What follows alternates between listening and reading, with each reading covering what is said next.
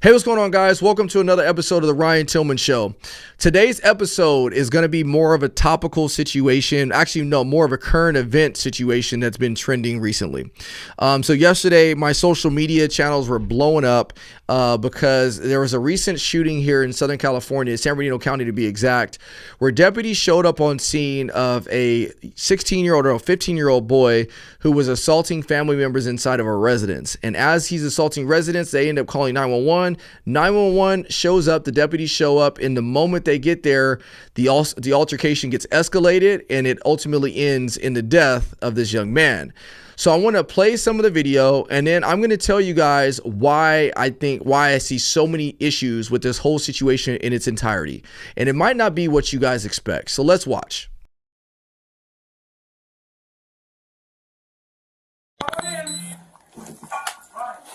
Where's he at? Hey, get back! Get back, you're gonna get shot! So right where that freeze frame happened is when the deputy actually pulled the trigger.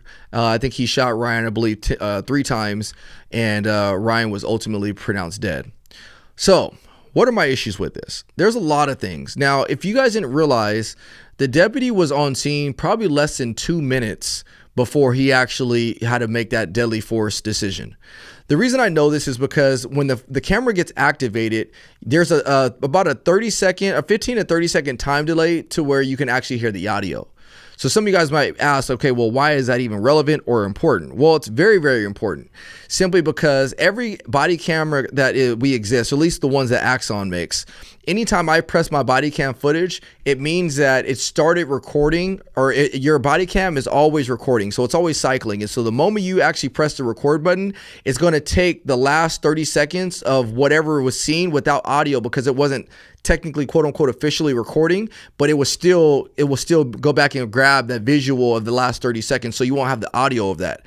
So once that actually happens, you don't have the audio for the initial segment. And then as soon as the audio cuts on, you can hear the deputy saying, hey, where's he at? Where is he at? That's the moment that the deputy actually activated his camera.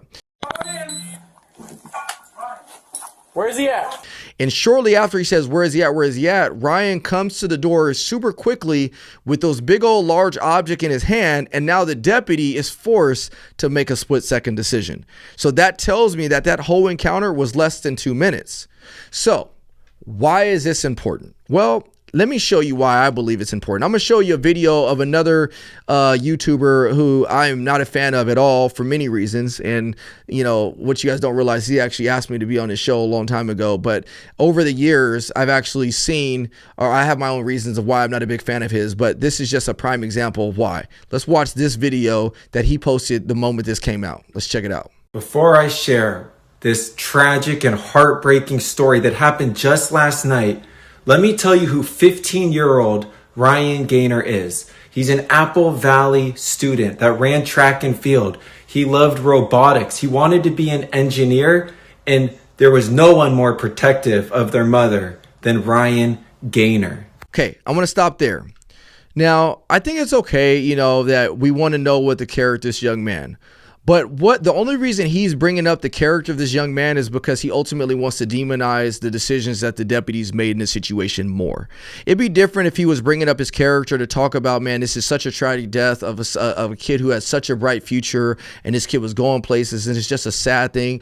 But the only reason he's bringing up the character of this young man in this video is because he's trying to ultimately demonize the actions of what the deputies decided to do in the outcome. That's the only reason why. And if you believe otherwise, and make sure you let me know in the comments of why you think otherwise. But I know that the person who's making this video, I know what he's trying to do is he's basically trying to get a rise out of people to say, this is why we don't like police. This is why the officers are so corrupt, and so forth and so on. Let's continue the video.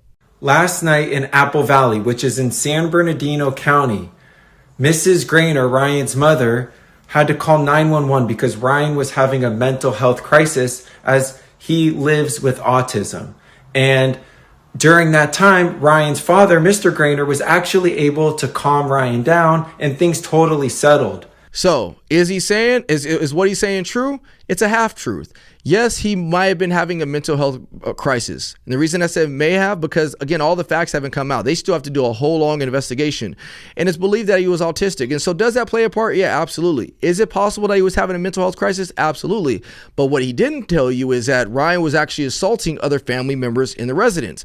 Is that a big deal? Absolutely, that's a big deal, because it shows a propensity for violence. It shows aggression. It shows that when the officers show up, they might be dealing with a volatile individual, and they're going to have to try to figure out how they can overcome that resistance. So the call for service was he's inside the residence assaulting other members of the family. Yes, assault and battery. Okay. So that's your brother, and he's assaulting your sister. Yes. Okay. Now he's banging on doors. Okay, and what is his name? Open up the door. Yes, open up the door. Hello? He's breaking the window. Hello, ma'am. It wasn't, hey, we have our kid who's dealing with a mental health crisis. It was, hey, he's assaulting other people in the family, and he's also breaking all sorts of different things in the household. We need your help. Let's continue.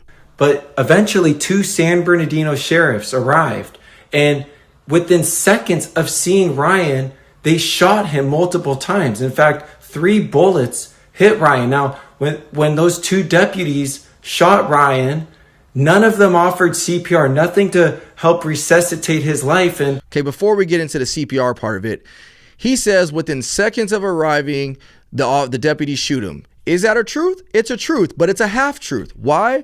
Why did they shoot him within seconds? Because the moment the deputies saw Ryan charged at them with a weapon in his hand. And so, yes, it was a gardening tool, but at the end of the gardening tool was a very, very sharp object which could be used as a weapon. So if I tell you that deputies, shot me within 2 seconds of arriving, you may get the impression that they shot me for no reason.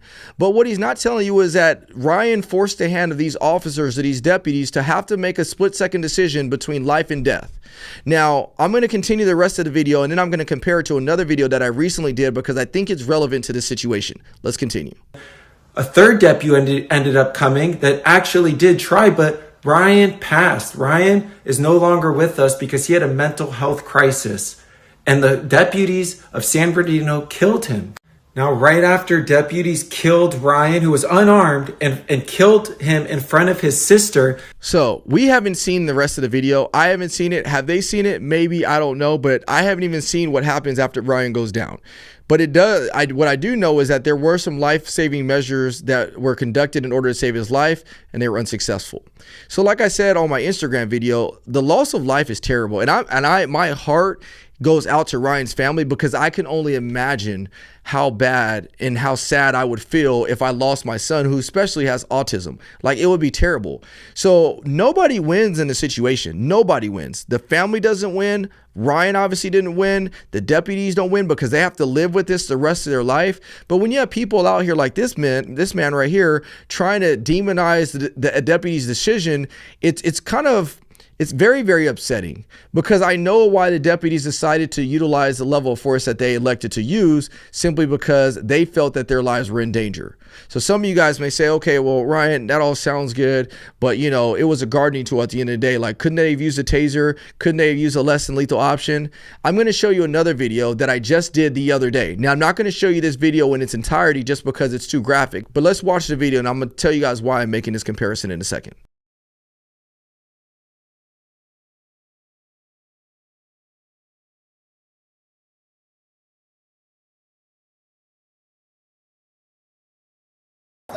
You're the one who called? I didn't call.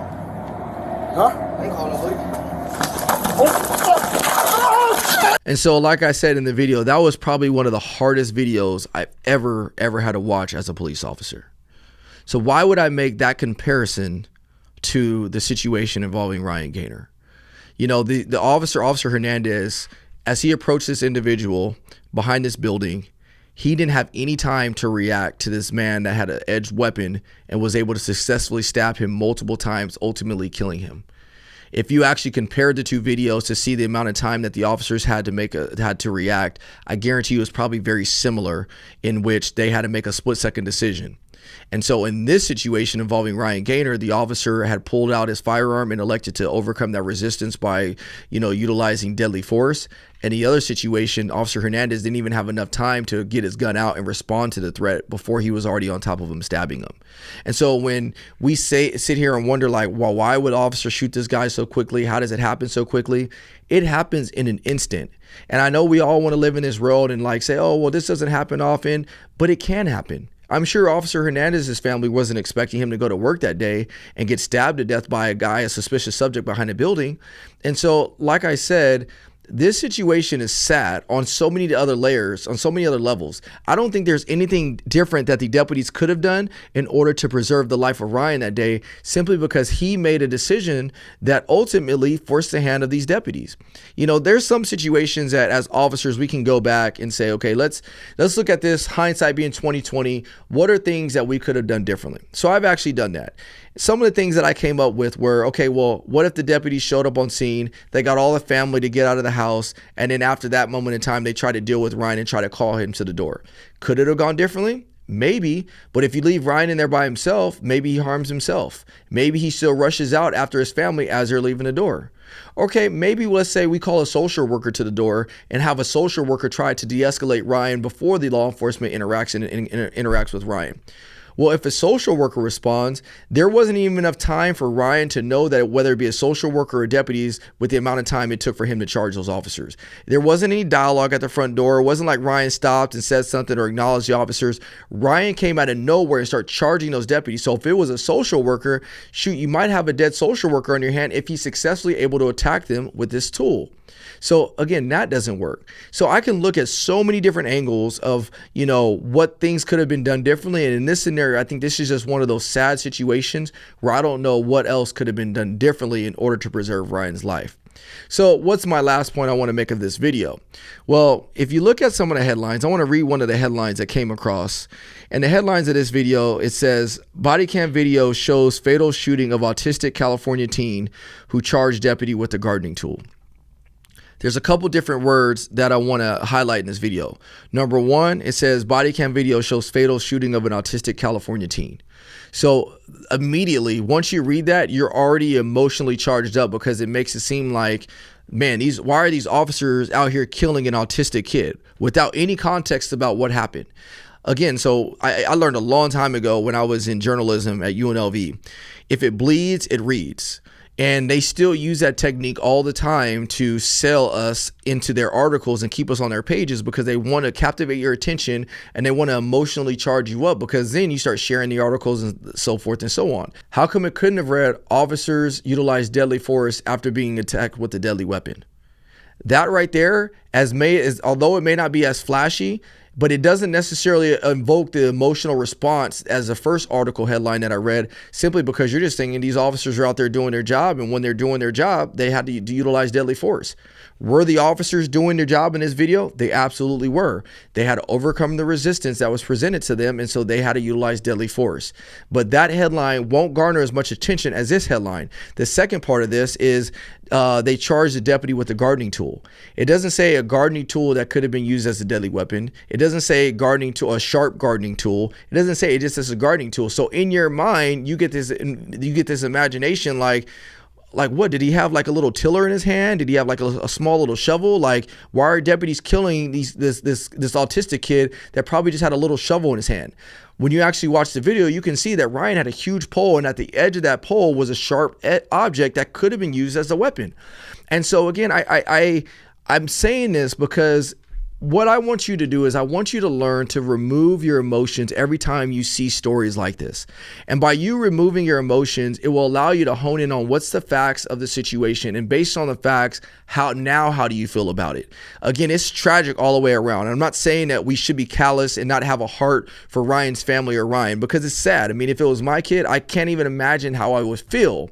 But at the same time, if you look at the facts of the situation, it makes you realize that the deputies weren't there to just kill some innocent autistic kid who had a gardening tool in his hand. No, the deputies were attacked with what they believed was a weapon, which could have been used as a weapon, and they responded accordingly, ultimately ending the life of Ryan.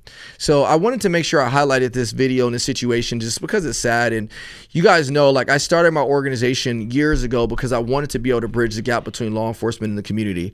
I feel that as police officers, we've done a terrible job educating the community about the what, the why, and the how we do it. And so anytime I get opportunities where we can see a situation that's controversial and we can all learn from it together, I think we all grow as a community. So that's the only reason why I'm making this video. And it's hard for me to make these videos because he does seem like a good kid.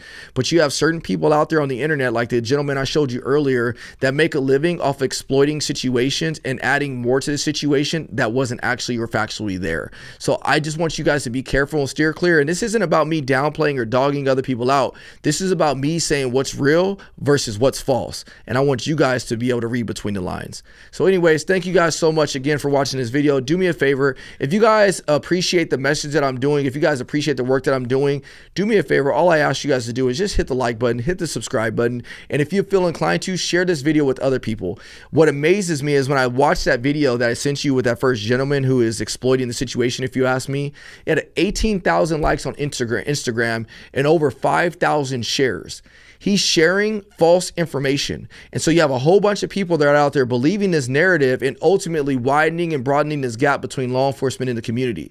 So in order to combat that, how we combat it, you need to share videos like this that brings facts and reality to situations, so that way people can share this and actually say, you know what, I still want to learn how to have a better relationship with my local law enforcement. So tell me what you guys think about this video in the comment sections below. And with that, I'll see you guys on the next one.